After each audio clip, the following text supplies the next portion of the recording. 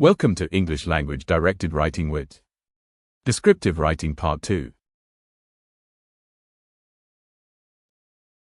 Hello everyone. In today's class, we'll be learning the do's of descriptive writing essay.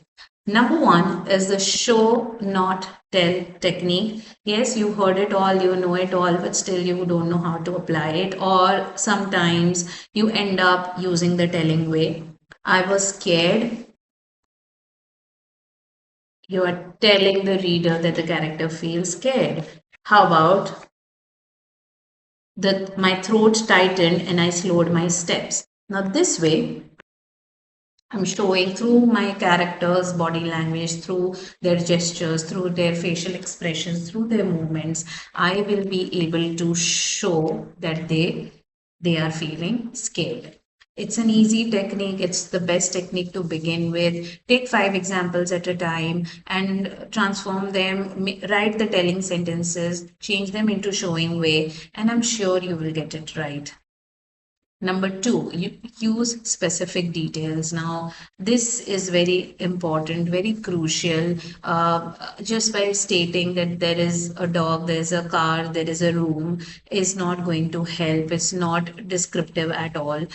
When I say there is a dog, what kind of a dog? Where is he? What condition is it? So when I say a scabby dog, now some scabby means something which is very unpleasant, something which is very unappealing, crouching by the drain, one ear torn.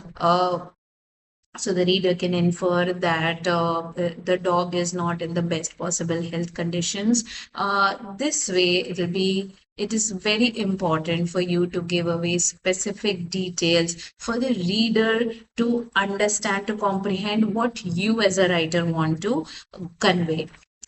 Number three is focusing on one mood at a time. Yes, imagine I'm writing scary, exciting, funny all together in one sentence itself. Without doing justice to each and every one, is definitely going to lack in clarity, and we don't want to compromise uh, on clarity no matter what happens. So instead, take one emotion at a time and develop it completely, and develop it in a very simple way. You don't really need to make it dramatic each time. A dull unease following me.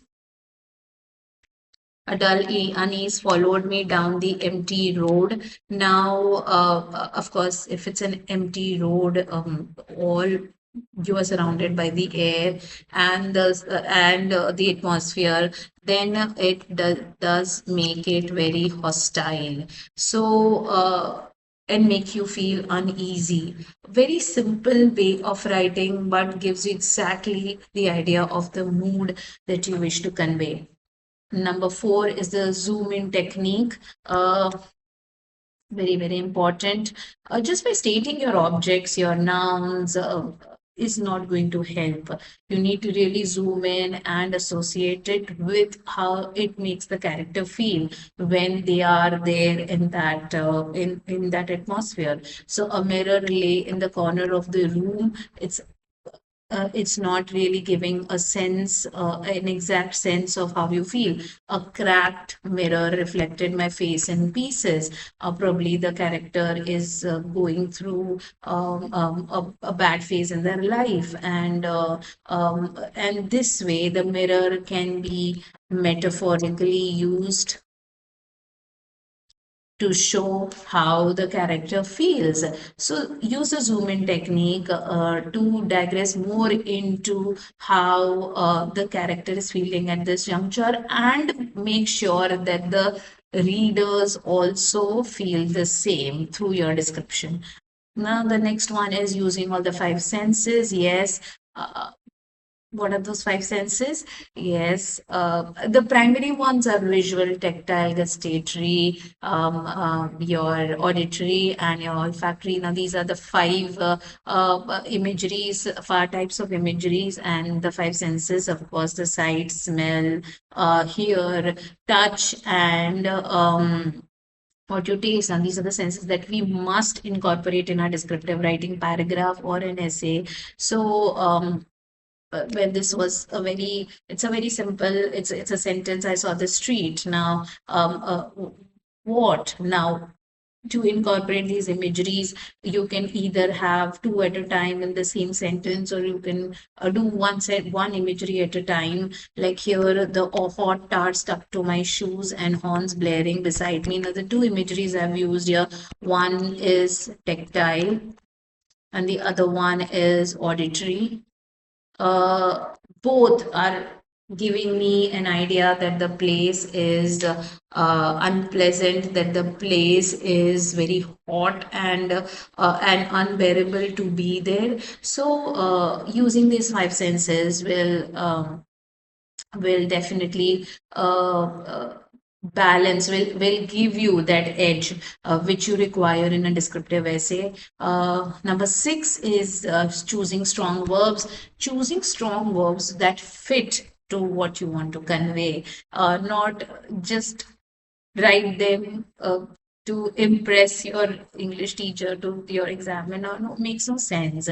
If they do not fit in there, they they sound very off.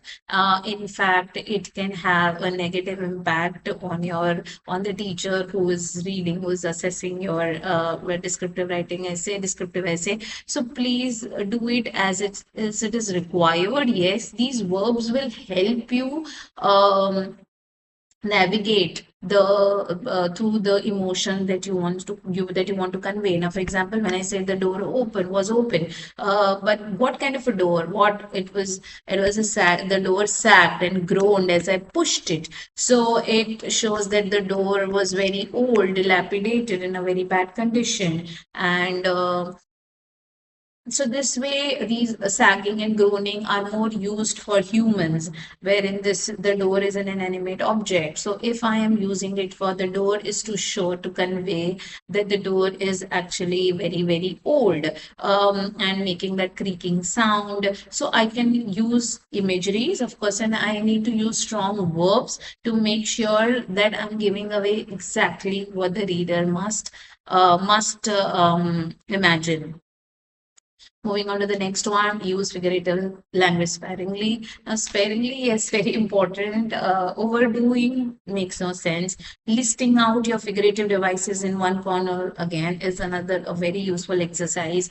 Now, I'll give you a very simple acronym to remember them. Shampoo, yes, we must shampoo for to write an effective descriptive writing, a descriptive essay. S, simile.